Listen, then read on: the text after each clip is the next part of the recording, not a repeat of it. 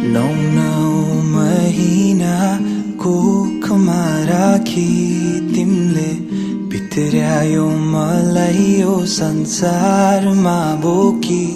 जति कठिन परिस्थिति आए पनि तिमीले हुन दिनौ आमा केही पनि।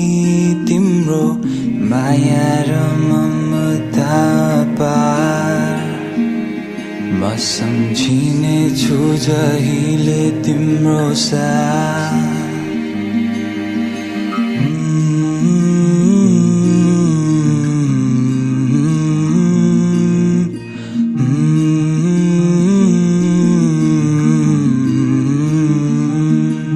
क्षमा पाऊ आमा यदि मबाट गल्ती भए।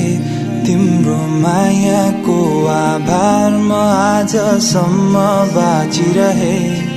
क्षमा पाऊ आमा यदि मबाट गल्ती भए।